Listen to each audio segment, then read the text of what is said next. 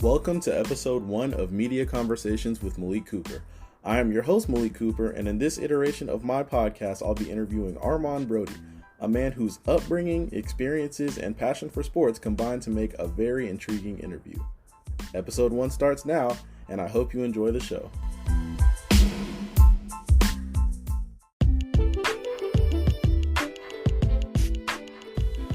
So you grew up in Clio, South Carolina, right? I did indeed, yes. That's an area that I'd never even heard of, even though I've grown up in South Carolina my entire life. It's a very rural area. So that being the case, along with the fact that education and technology were in a totally different place while you were growing up, what was it like when you were growing up trying to pursue a career in media? It was interesting. I did not have a great deal of availability when it came to resources. Let me say that another way. Resources were not as available for me as they might have been for somebody else. I remember taking a video type class, or I think it was an after school program, and this gentleman from the district would come in and just show us some stuff with cameras, but it was not pronounced. It was not something that was emphasized growing up. Today's generation has so many more advantages. I sound old saying that, but growing up, the idea or the thought of knowing how to edit video by the time I was a teenager wasn't really something that I really thought could happen. I just knew that I had a passion for communication. I just knew I had a passion for visual storytelling, but I really didn't know what that was going to look like because I didn't have the opportunities based on the resources. I didn't have all of those things in place to help me begin to practice and to start to master that skill set.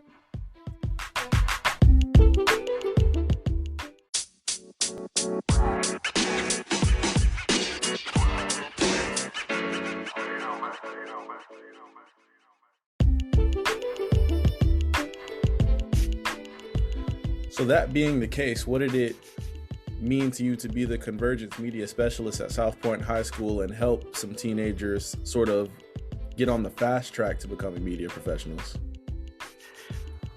Being the Convergence Media Specialist at South Point was pretty cool for me. It was almost an opportunity of, I don't want to use the word redemption, but it was a chance for me to give what I did not receive at the same time period. So because I knew what I had missed because of my lack of resources, and I had been given so much post-college, so much in the way of wisdom, but also practical advice, practical tools, the ability to teach. I had all of those things to give to the next generation that I didn't necessarily have people to teach me. So it was an opportunity for me to really enjoy sharing what I've been given with the next generation. And it meant a great deal to me. And it was one of the true highlights of my professional career to this point, was all the time I was able to spend showing the next generation the things that I was not shown myself at that same time period.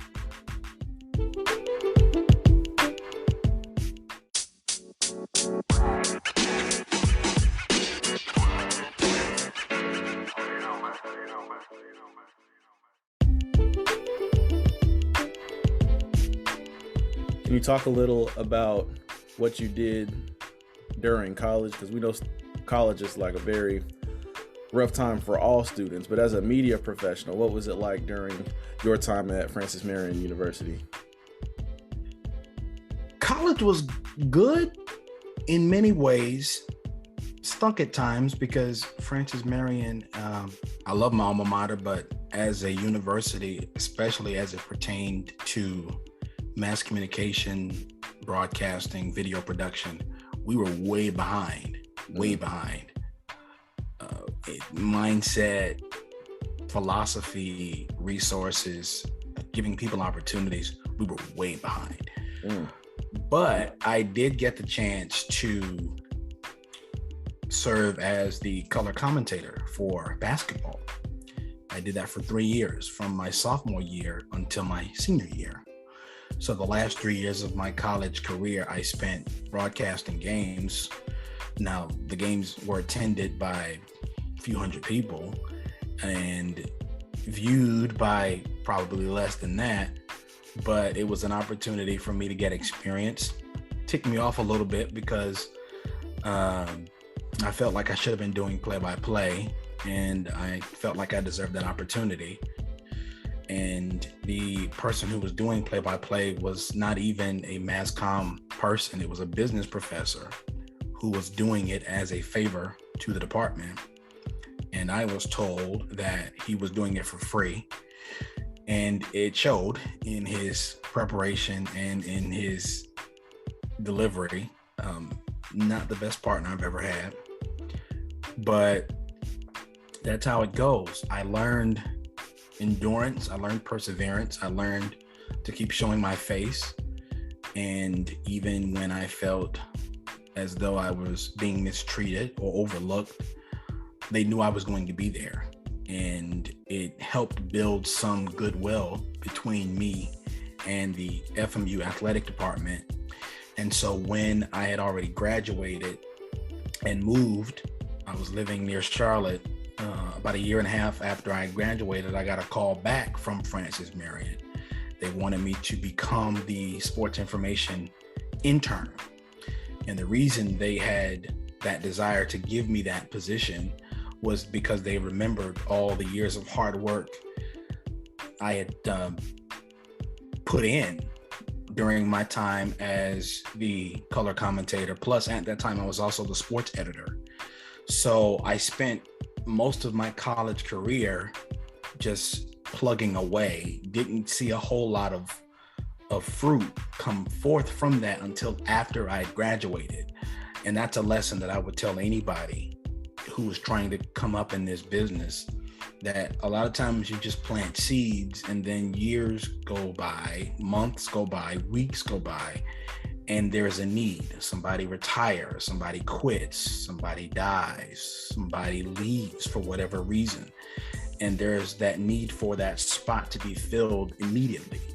And people will remember if you work hard and if you do well, and if your passion and your work ethic shine through, people will remember who you were, how you performed, and it will make them want to come back to you when or if they need you. And so that is what happened to me at that time. And during that time, I got to do the play-by-play that I felt like I should have been doing as a student. So what I missed as a student, I got as an intern in a shorter amount of time. Not only did I do a lot of play-by-play, but I also really got to turn the volume up, turn the heat up on my video editing.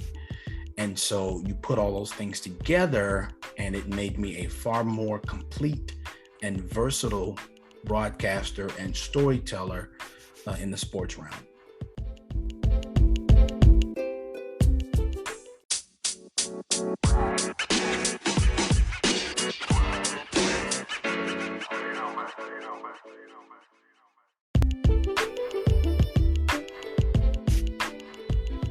So it sounds like you filled a variety of roles for your alma mater and sharpened a variety of skills. So then can you talk about how during that time period, during college and maybe after college, right after college, sort of, what was it like grinding away and just trying to get all the experience you could? Because, you know, there's a notion in this business for some that having experience is more important as far as getting hired than having that piece of paper that you get in the end finally with your bachelor's degree.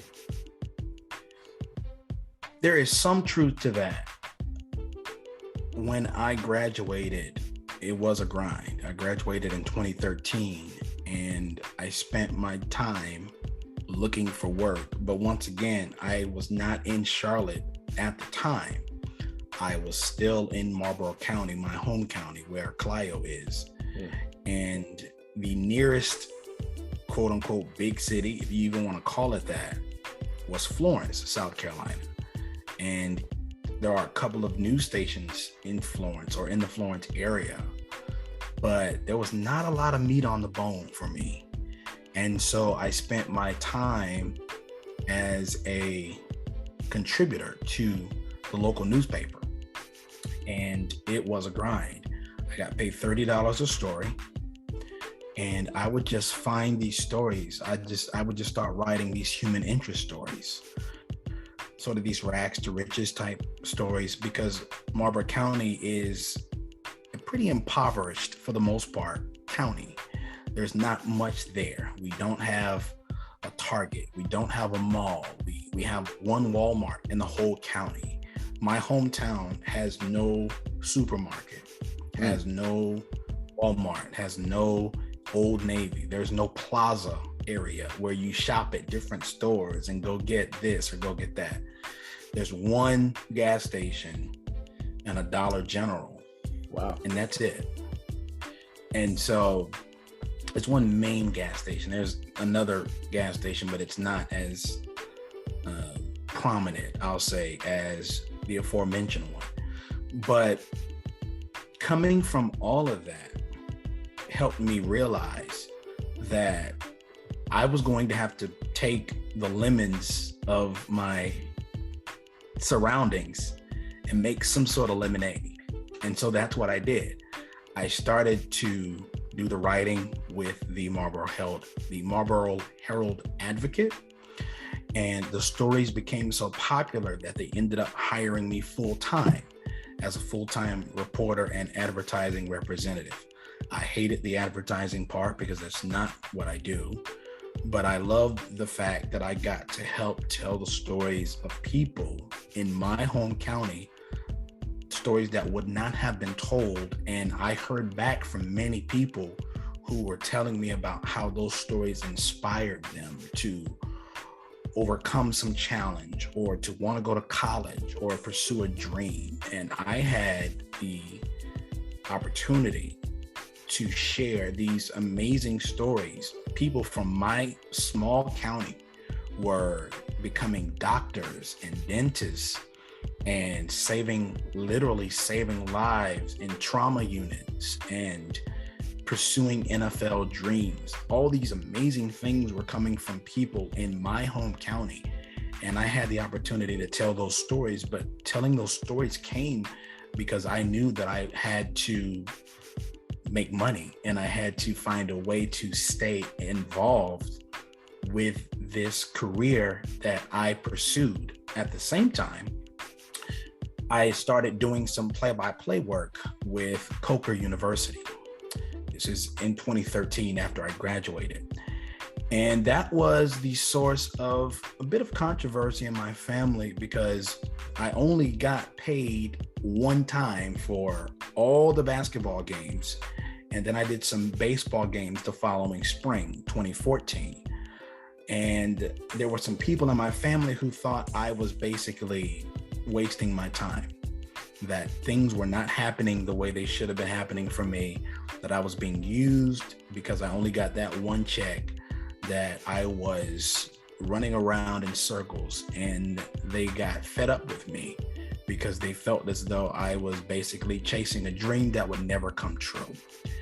And so imagine how gratifying it was for me when in 2016, I was able to let them know that ESPN had hired me as a sports content researcher. All those things happened, but from 2013 until 2016, I spent much of my time trying to find stories to tell. And it was pretty cool because people always say, so many journalists, not always, but so many journalists will say, or students in a journalism class will say, I don't know what to write about. I don't know what to talk about. And that's never the case. There's always a story. And if you go find it, if you look for it, you'll find it. And during that time, after I graduated, that's what I was doing. I was grinding away, finding stories to not only inspire my community, but to put food on the table for myself.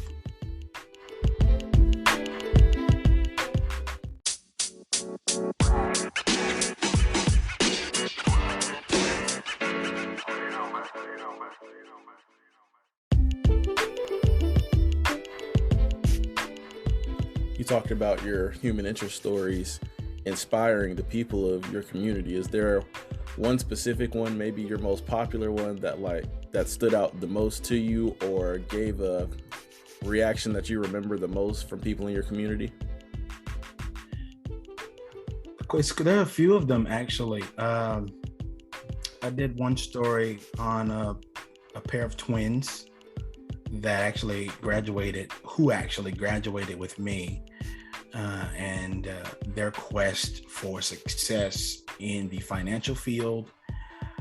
I also did the one that sticks with me the most is a story I did on a young lady who is a nurse, and she is the nurse who ends up watching over and saving lives of people who come straight into into an emergency environment, like trauma. Like as soon as somebody's in a car accident and they're rushed into the hospital, she is one of the nurses who tends to those people immediately. And her story was amazing because her father had been arrested, was in federal prison when she was like 6 years old. And she went on, graduated from high school, graduated from college. And when she graduated, her father was there for her graduation. And thinking about how much of a struggle it is just to make it out of Marlboro County, but then to have the added weight of your father's imprisonment on your shoulders, to see her now blossoming in her career as a young professional saving lives is probably the story that stays with me the most, because of how inspirational it is, and the fact that she is literally, and I mean this literally, she's saving lives, but it's that much more noteworthy when you consider the struggle she had emotionally, family-wise, dealing with the impact of her father not being around her and knowing that her father was in federal prison for all those years. So that's probably the one that stays with me the most.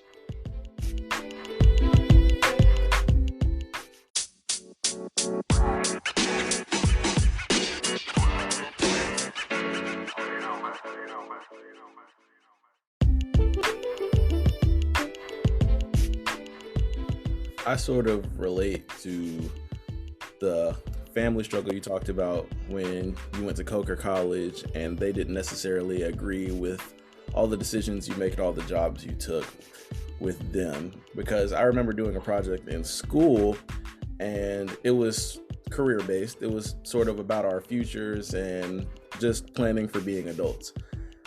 And of course, I want to be a media professional. So I looked up what the median salary is for a journalism professor. And what I had to use was the Bureau of Labor Statistics saying that the median income for us is about $35,000 or so. So imagine coming home and presenting that to your parents. And obviously they wouldn't want that to be what their child makes for the rest of their lives. Do you have anything else to say about your family's disagreements, or even any media professional's family disagreements with your career outlook getting into this field? Well, I have a saying that I live by when it comes to this area in particular. Mm-hmm. You have to see it before you see it. You have to see it before you see it. I've known what I've wanted to do with my life since I was 5 years old. I saw it in 1996. I saw it as a young boy watching Keith Jackson and Brent Musburger and Dick Stockton and Joe Buck and Skip Carey and Ernie Johnson and all these amazing sports broadcasters. I saw it. I saw myself holding a microphone. I saw myself calling basketball, calling football. I saw myself being in front of the camera. I saw it.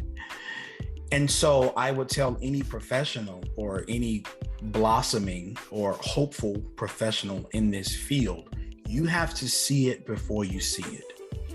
And if you are around people who don't see it the way you see it, that doesn't mean that it's not going to be there.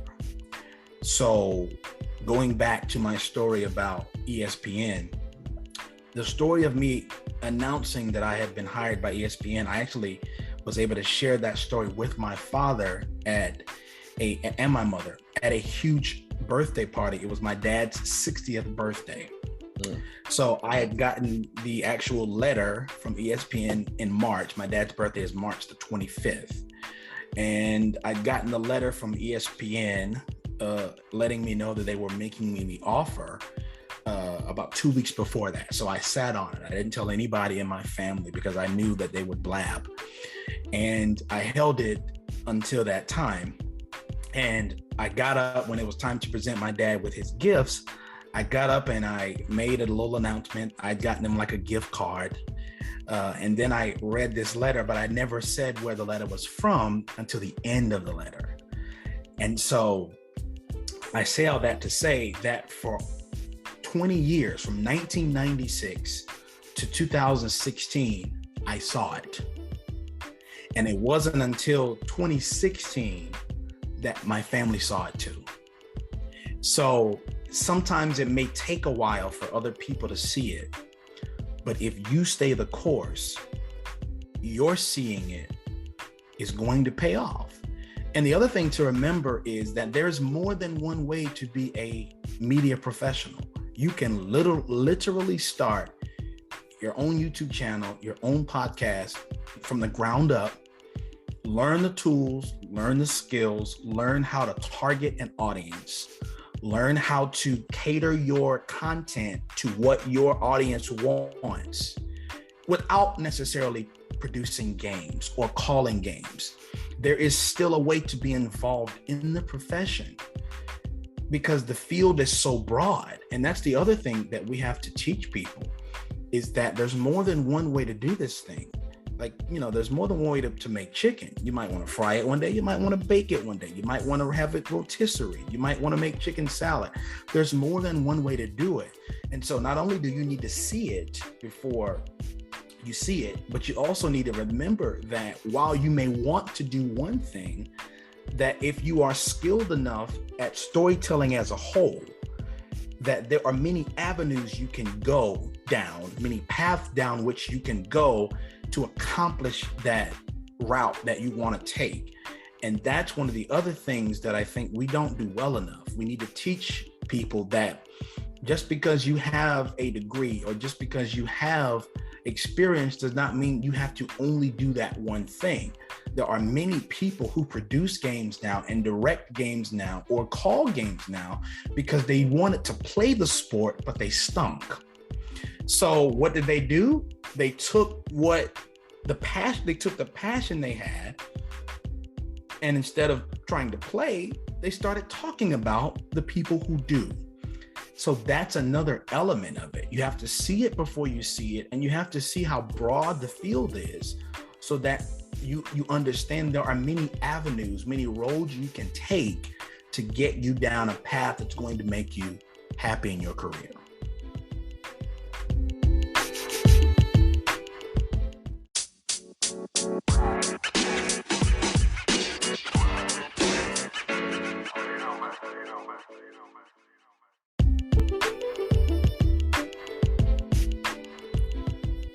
So we've talked a little bit about you getting to ESPN in 2016, and we talked a lot about all that grinding you did 2013 and 2016, just trying to make something happen for yourself post-college. So would you say that opening that letter and telling your parents at your father's birthday party about how you got hired at ESPN, would you say that was your I made it moment, so to speak? I'm still making it, honestly. ESPN thing is interesting because I was only there a year and then I got laid off. I think what ESPN represented more than anything else for me and my family, or for my family and me, was that everything that I had worked for I think they started to realize that this was what I was going to do with my life, and that everything that I had done prior to had not been in vain. I don't consider that an I made it moment. It's probably more of an I told you so moment, more than an I made it moment. But I'm not going to approach it that way, because I don't look at it. I'm just grateful. I'm grateful for the opportunity. I'm grateful for the timing of it, because it happened around the time when I got to celebrate my dad's 60th birthday. It's a huge deal. So that was great. But for me, it wasn't I made it, because I'm still making it. The reality is I got to ESPN and I was there only a year, and then I got laid off. Is that making it? I don't know if that's making it. The work that I do now is making it in some ways, because I get to be on camera more. When I worked at ESPN, I was at ESPN, but I was working in research. I never wanted to work in research. I wanted to be a broadcaster, because I believe that I have the potential to be a very good play-by-play broadcaster at that level. And I was actually trying to find a way to get some attention for that. And then I got laid off. So I wouldn't say that my ESPN tenure was an I made it moment. I would say that it was more so this thing is starting to become real to other people, the way it had been real to me for the previous 2 decades.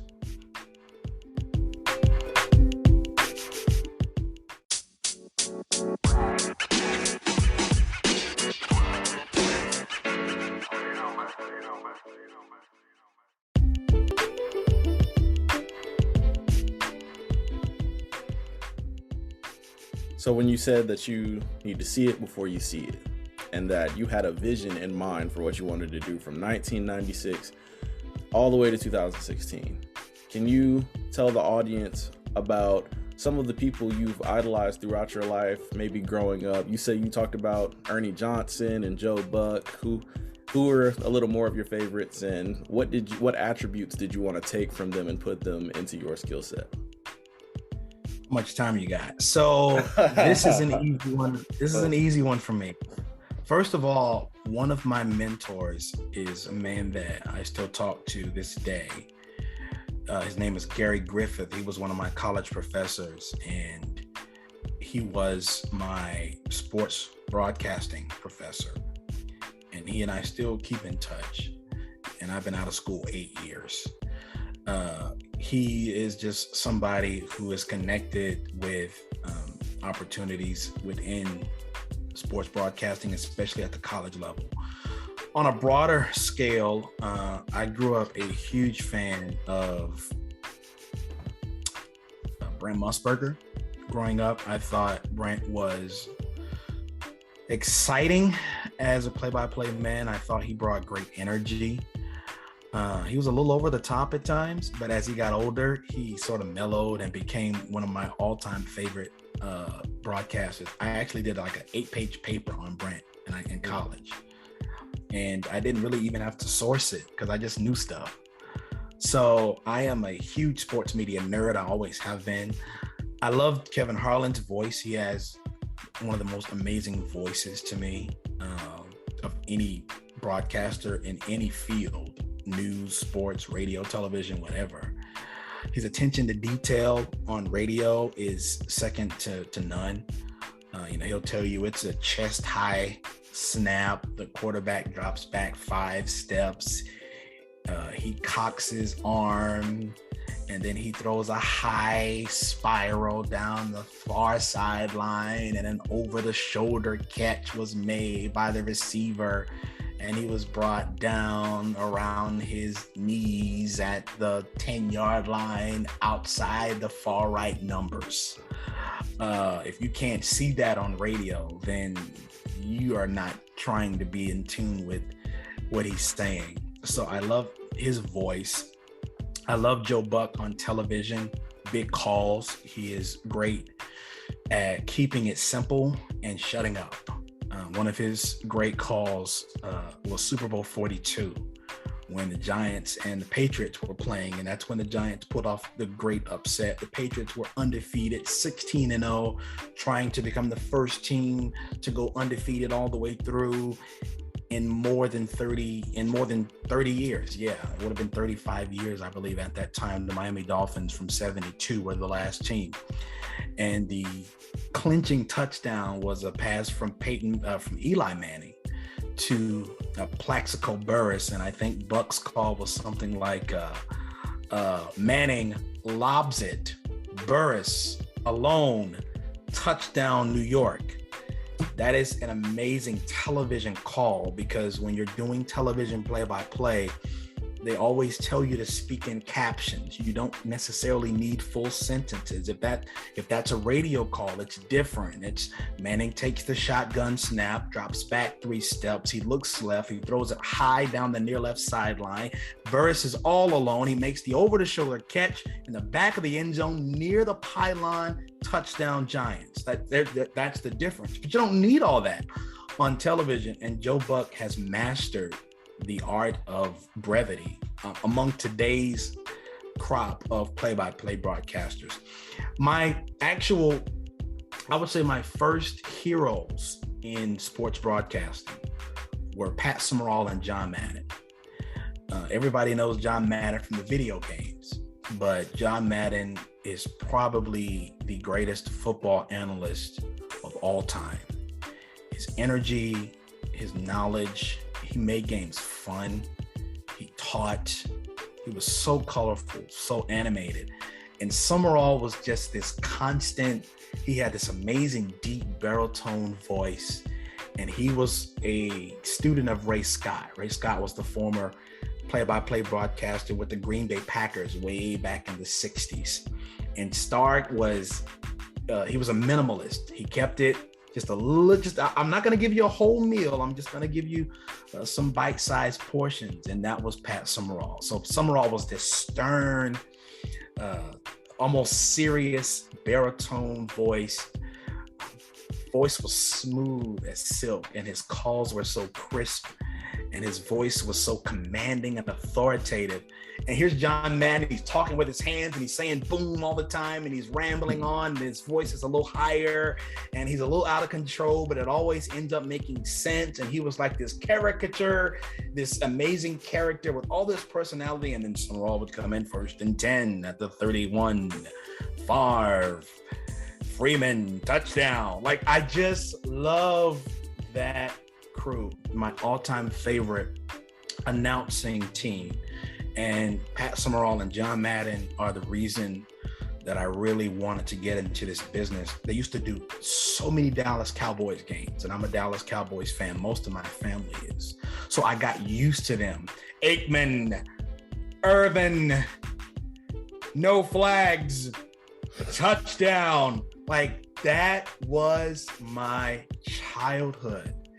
And I just grew up playing Madden video games and wanting to just I used to get upset if the game that we had on Sunday was not a Summerall Madden game, because I wanted to hear the game from their perspective. I wanted them to give it to me, because nobody could do it as well as they could. And so my love of sports broadcasting starts with Pat Summerall and John Madden.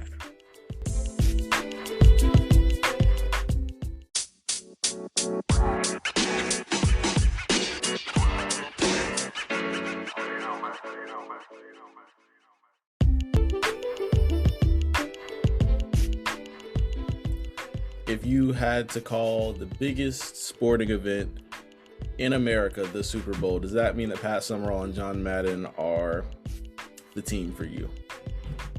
Oh, absolutely.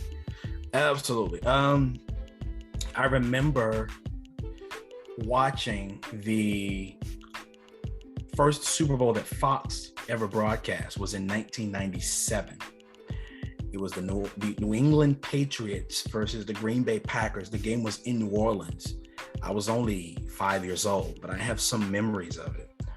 Plus, I've gone back and watched the game on YouTube. And that for people who don't know, so Pat Summerall and John Madden from 1981 until 1993, they were a broadcast duo at CBS. Fox came in and took the NFL broadcasting rights from CBS. They didn't take them, they won them. They paid the NFL a considerable amount of money at the time, insane amount of money, to grab the NFC rights from CBS. So when Fox first got the NFL package, the concern was all Fox had at the time was like Married with Children and The Simpsons. And who is going to broadcast these games?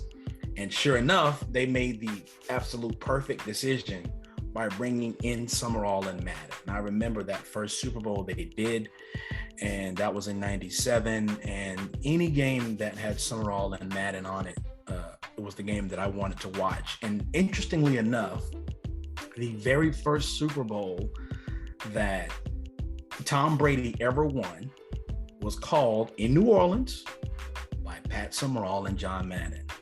And Adam Vinatieri hit the game-winning field goal to win the game for the New England Patriots. And Summerall's call was very understated, but that was his style, you know. Right down the pipe, Adam Vinatieri, the Patriots have won Super Bowl 36. Very understated, not super dramatic. That was just his style. But Tom Brady is still playing. That was 19 years ago. He's still playing and still amazing. So just how life works is amazing to me. But Summerall and Madden would definitely be my crew.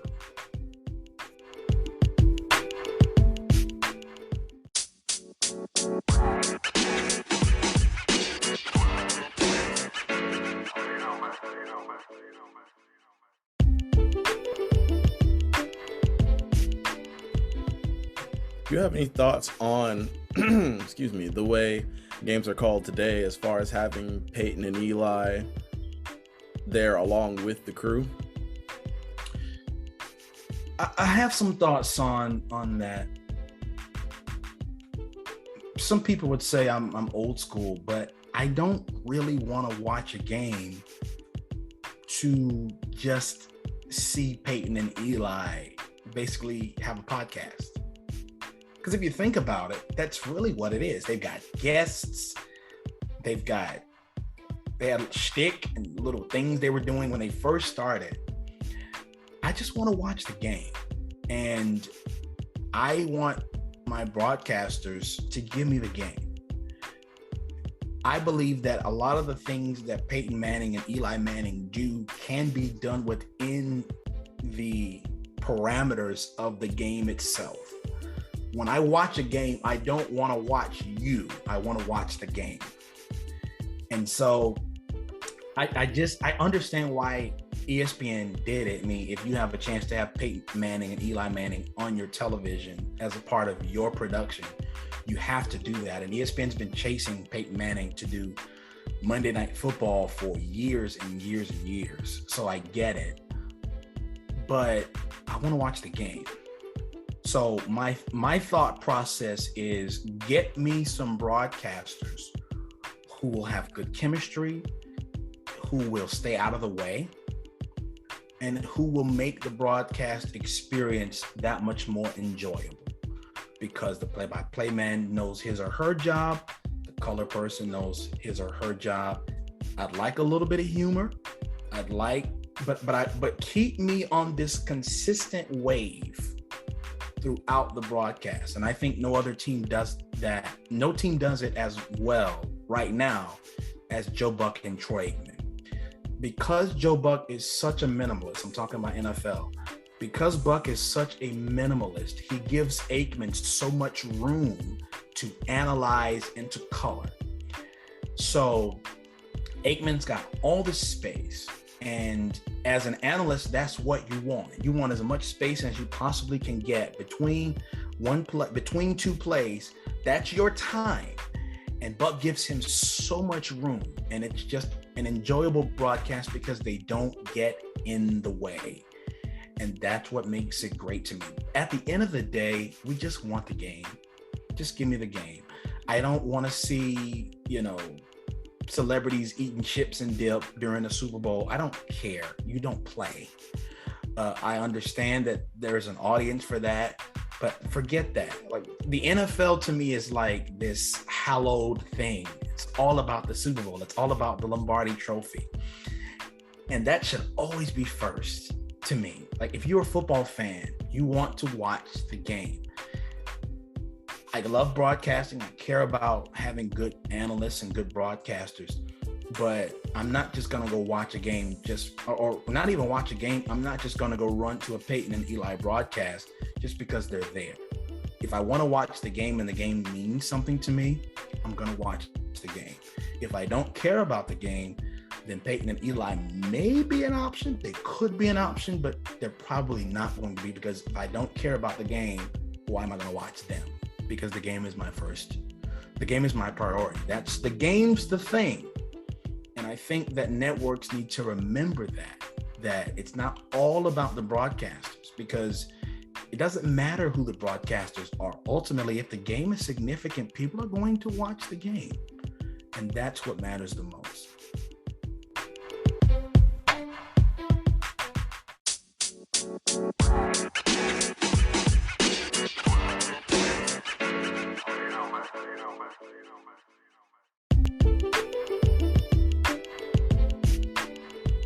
Spoke a bit about the chemistry between broadcasters being important. So let's transition a bit into studio shows and talk about what are some of your favorite studio shows and your favorite studio combos when you think about shows like PTI? Now, studio shows is a bit of a different discussion because there is no game to watch at that time. You're watching a studio show for the people on the screen. For entertainment, yes. And right, like you're watching a studio show because you have somewhat, you should, in my opinion, you should care about who says what. And no show is more important on that level than Inside the NBA. Inside the NBA is quite simply the greatest studio show of all time. But one of the primary reasons that is the case is because the show is not overproduced.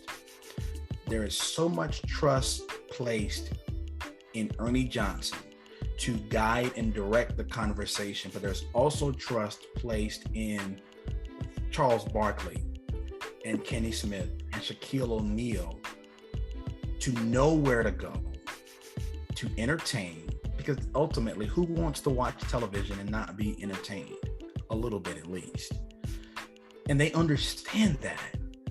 So they also understand that sometimes there's not a whole lot to say about a game. So if you want to go somewhere else, if you want to talk about COVID, if you want to talk about social issues in our society, you put trust in your people. And Turner does this so well. Trust me. If you don't trust me, why did you hire me? If you don't trust me to say the right thing, or to say at least a meaningful thing or a thought-provoking thing, then why did you put me on television? They get that. They'll talk about the election. They'll talk about social issues. They'll talk about something going on in pop culture. It's this, like, you never know what you're going to get from week to week. I don't watch a lot of NBA, but I DVR Inside the NBA and I watch it every week because I know I'm going to be entertained. But I watch the show for them. That's how a studio show should be. Do we have the right personalities? Do we have the right mix? Have we given them time? Not just to spew out a bunch of useless facts or needless graphics, because anybody can do that. And trust me, I was a researcher, so I know how that works. Not every graphic is necessary. Sometimes Producers want graphics just to kill 15 or 20 seconds because they need to kill time on a show. Because sometimes, Malik, there's just not that much to talk about. Sometimes it's Team A played way better in every way than Team B, and they throttled them. And there's not really, you know what I'm saying? Like, there's not always this, we got to break this down and we got to break. No, we don't. Like, they're just better, and they thumped them. They destroyed them. And that's what happened. The better team won. Now let's talk about something else. And that doesn't need a lower third. It doesn't need a topic bar. It doesn't need a bunch of B-roll or a bunch of clips or footage to support that. Sometimes you just can know that one team is far better than another, and you can put trust in the people who are on the screen to help tell the story. And Turner does that better than anybody else.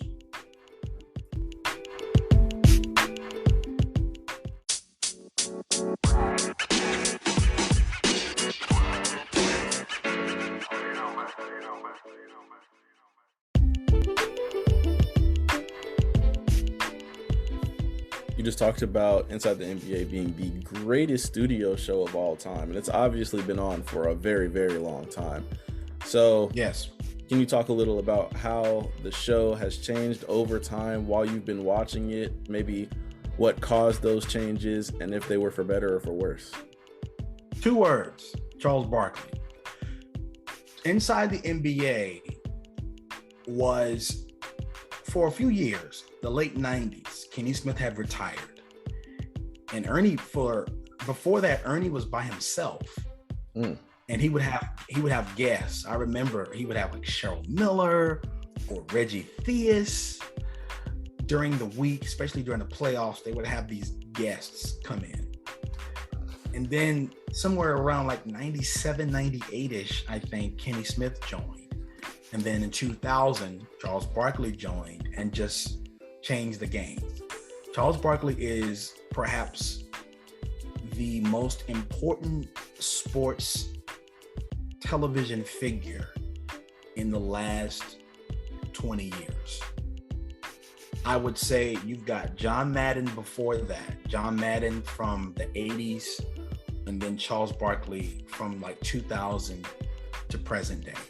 You will always want to know what Charles Barkley thinks about something, whether it's on the court or in the world. You just want to know because he's so outspoken. He stands by his guns. He says what he means, and he means what he says. Usually, sometimes he'll make some outrageous statements just for the sake of it. But he's been consistently himself.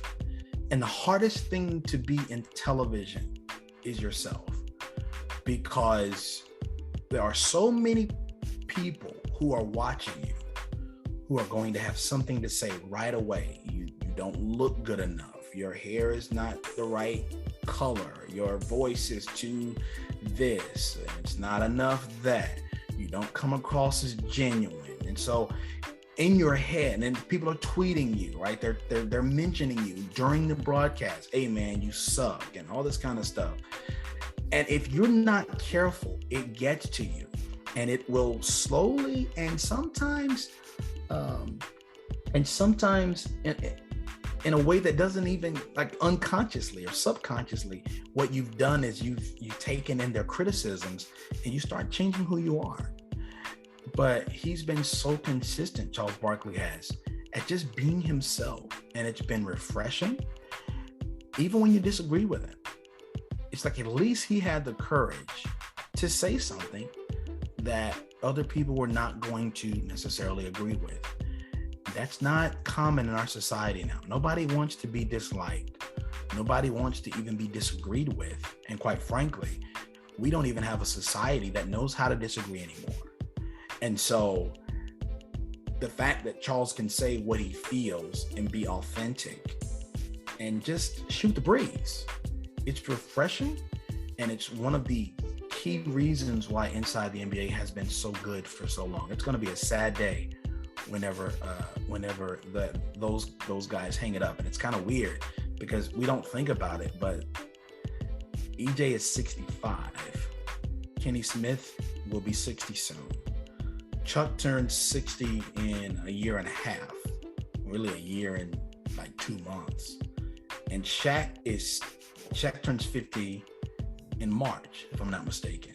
They're getting older, and it's just like, who's going to pick up the baton here and keep this thing going? There are some people out there like Draymond Green. I think is going to be a compelling television personality full time. There's a reason he fills in on Inside the NBA like every year, it seems. But it's a different day, Malik, and people are not the industry and the public. They say they want you to be yourself, but they really don't want you to. They want you to be something that they can sort of manipulate or like on their own terms. And that's hard for someone trying to come into the business because it's so subjective. Like, there's no one way to be a broadcaster. There's no one way. There's no one way. There are different looks, different backgrounds. So, and some of it is just who you know and style. I like his style over her style. I like his voice over his voice. I know his grandfather, so he's gonna get the spot that maybe he doesn't necessarily deserve because he's not as good as the other person. But we just like, all those things are real and they happen. But if you can be yourself, at least you can go to bed at night knowing that you were honest with yourself and that you were honest with that little red light and that camera that you were looking into.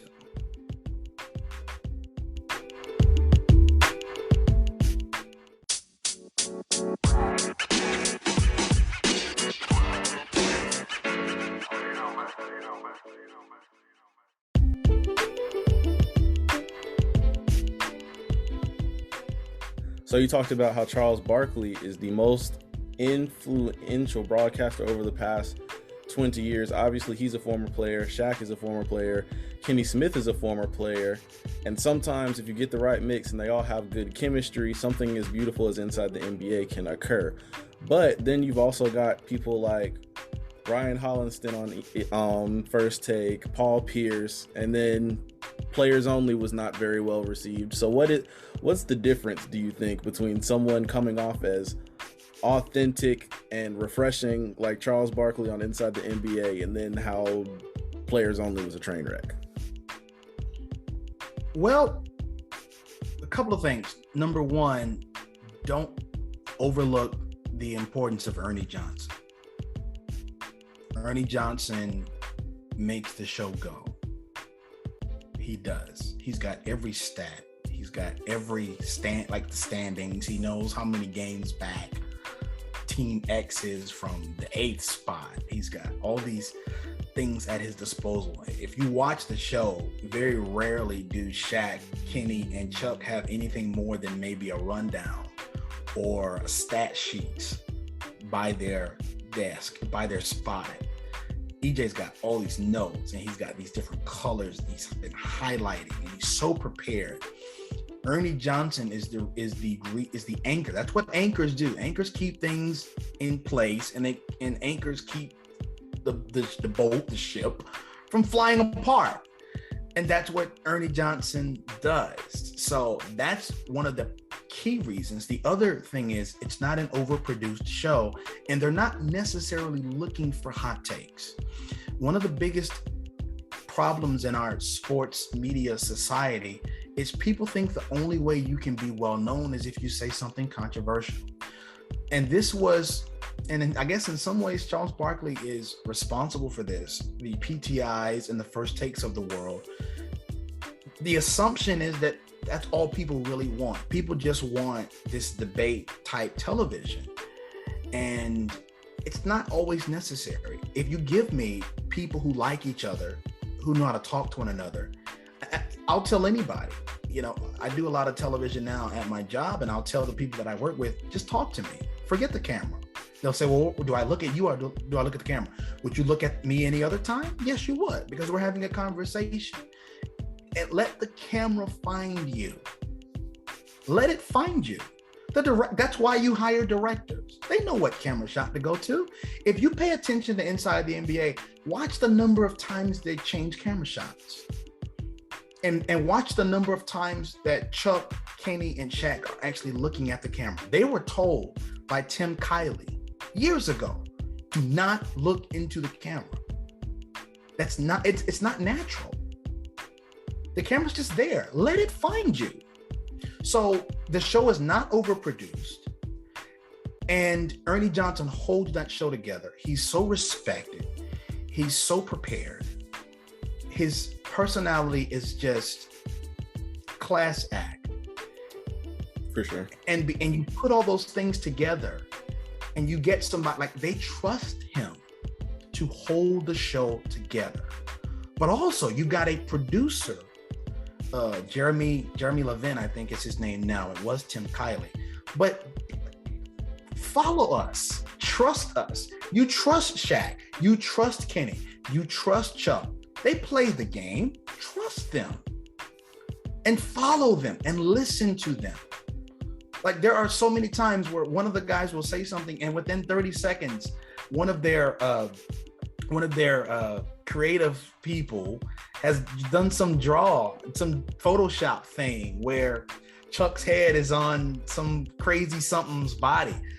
That's because the entire production crew is listening. And they've actually made it a point to give the people content. You watch so many halftime shows and so many studio shows now, there's so many commercials. You've got, first of all, there are too many people on a lot of these sets. Why do you have 5 people on a set and you've got a 30-minute show that's got only 11 minutes of content? What can you say in that time? And then you've got this sponsored segment, Burger King this, and you've got the AT&T that, and it's now time for the Verizon Wireless da-da-da-da-da. You have no time to actually give the people content. So if you are going to produce a show that is supposed to be about basketball, guess what people want to see? Basketball. So talk about it. It's not that hard. Talk about what the people are watching your show to see. And stop overproducing. We always say you want to act like it's just a couple of guys at the bar. Treat it that way. Stop all of the overproducing. Get rid of some of the lower thirds and just follow the people on your screen. Let them talk and you follow. Yes, you should have your sponsored elements set up. You have to do those because they're paying you money. Yes, you need to have your video. You need to have your B-roll on standby. But let the flow be determined by the people who are talking. Follow what your analysts are saying. And don't just try to cram stuff in there just for the sake of it. It's just not a good way to watch television. You want there to be some level of authenticity. I mean, television it never, if you're on TV, it's not 100% authentic because there is an element of performance in it. We get that. But as close as you can be to authenticity, strive for that and stop overproducing let people talk. If I have at my job, I work at a scientific research organization. If I have at my job an engineer who has a PhD in this field, what do I look like? Not giving that engineer the floor and saying, these are the questions that I have. I asked them, you talk. You know, I don't know, you know. So it is the job of the anchor, the host, Ernie Johnson. How much does Ernie talk during the Inside the NBA? They talk over him all the time. A lot.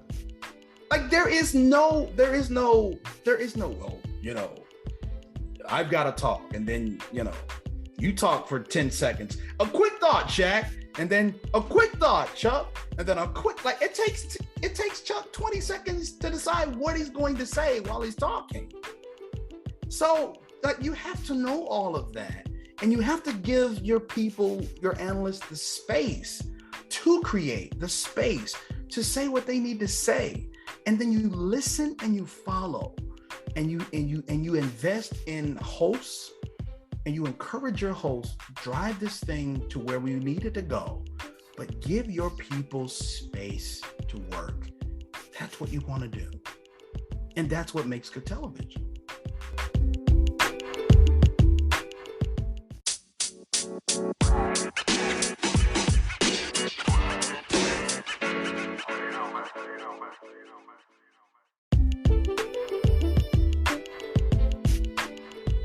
Earlier, you mentioned how you believe in today's society, we don't know how to disagree.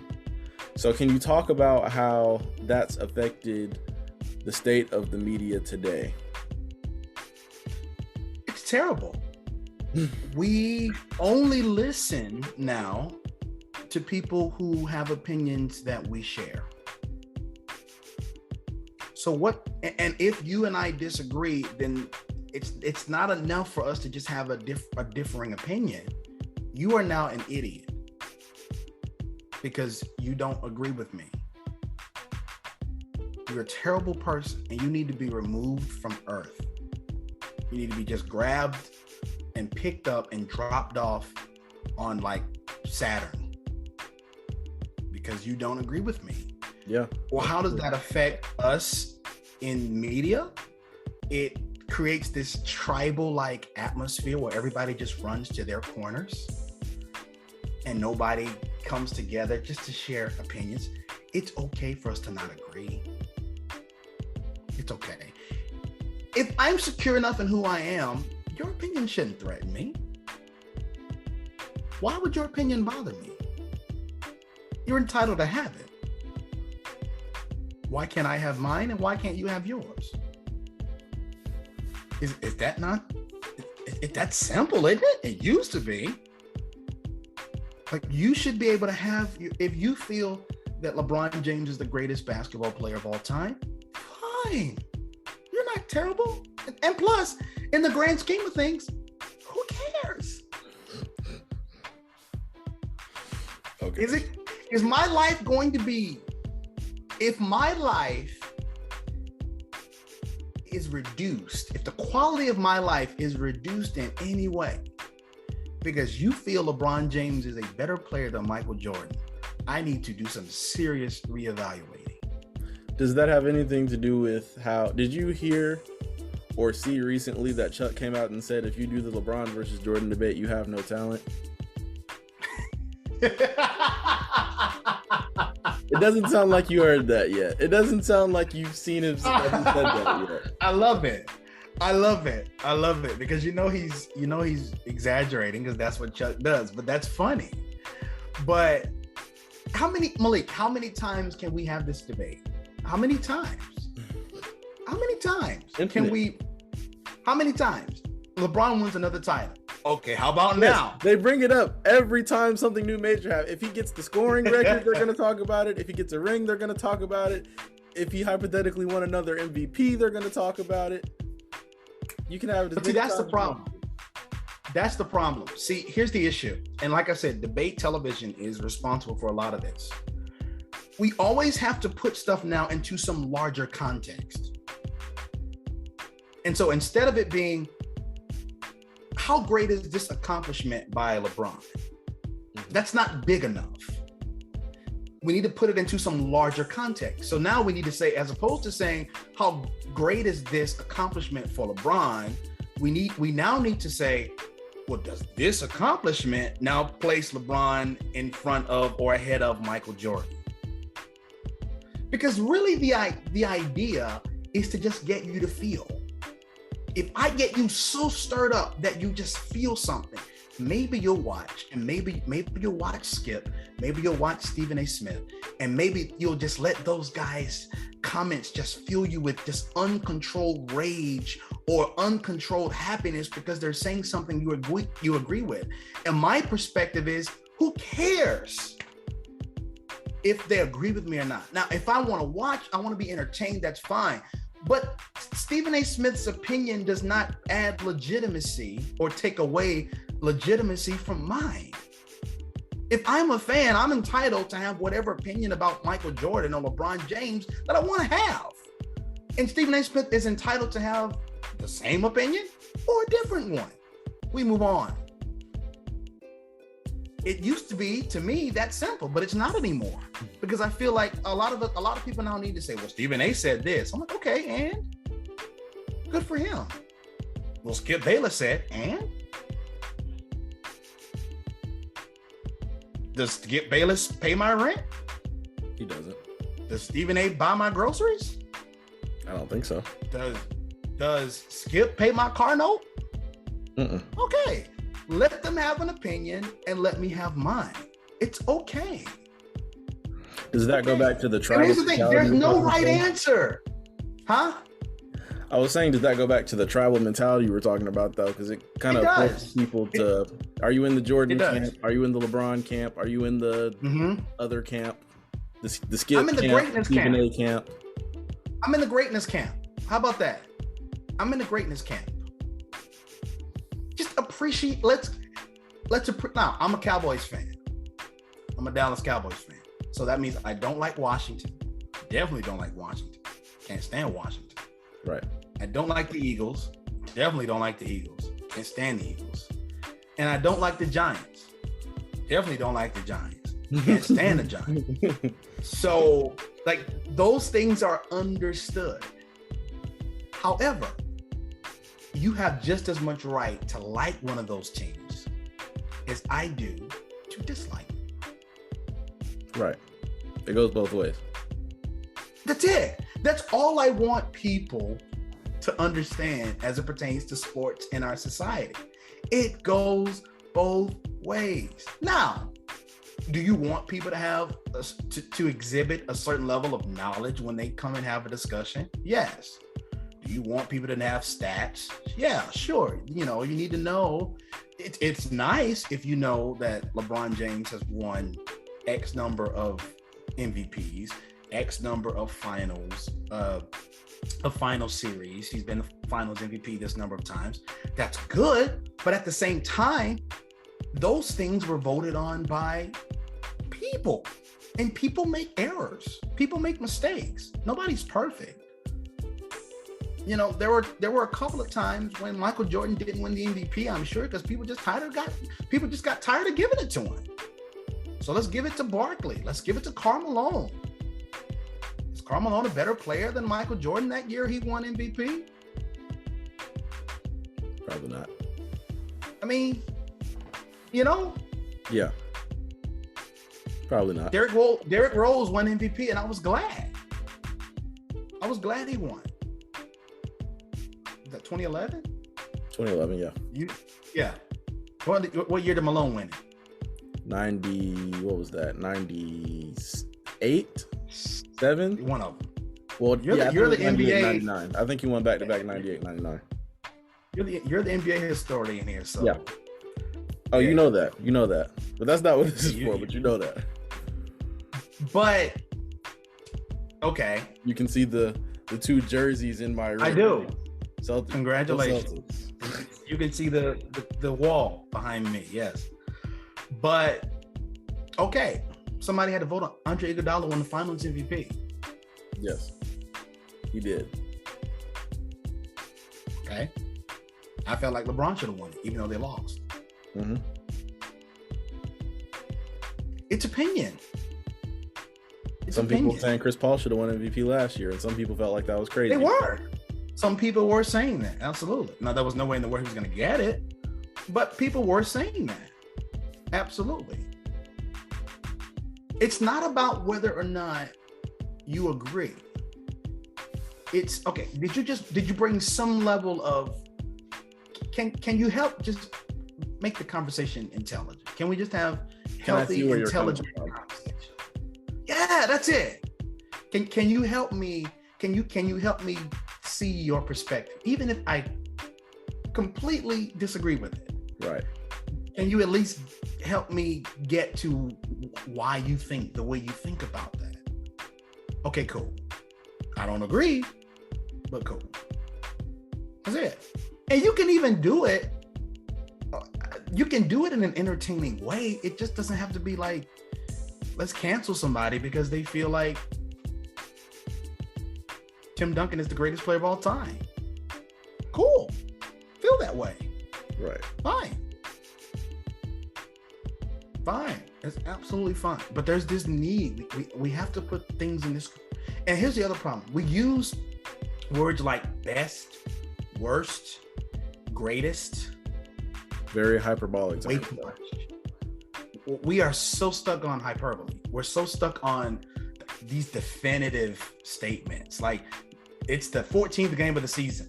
Now, who's the Super Bowl favorite? It's going to change next week. Yep. Who's the best team in the AFC now? Like, what do you mean? Like, oh, who's the best team in the AFC? We have opinions on it. But it's gonna change next week. If the Chiefs lose and then the Patriots win, or whatever happens, your opinion's gonna change. The Patriots so are the best team in the AFC. Then they lose to the Colts, and then the Chiefs win. Now the Chiefs are the best team. What are we doing? AFC.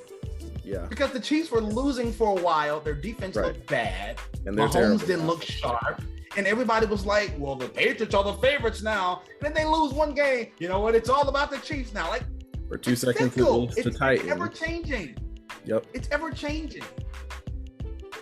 So how can we land solidly if our opinions are always changing in response to whatever we just saw?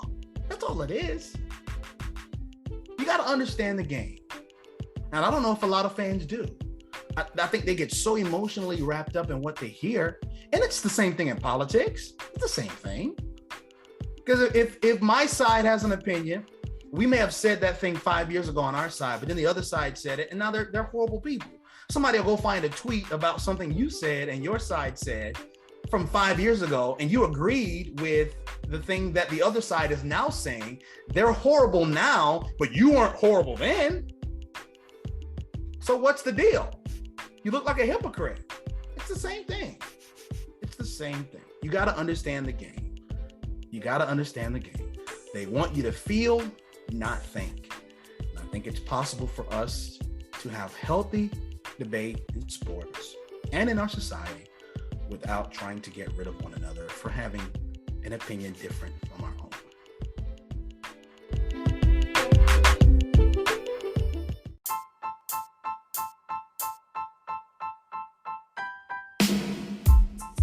Thank you for listening to episode 1 of Media Conversations with Malik Cooper. If you enjoyed this podcast, you can follow me on Instagram at Malik Cooper Media for more content just like this. Once again, thanks for tuning in, and be on the lookout for episode 2.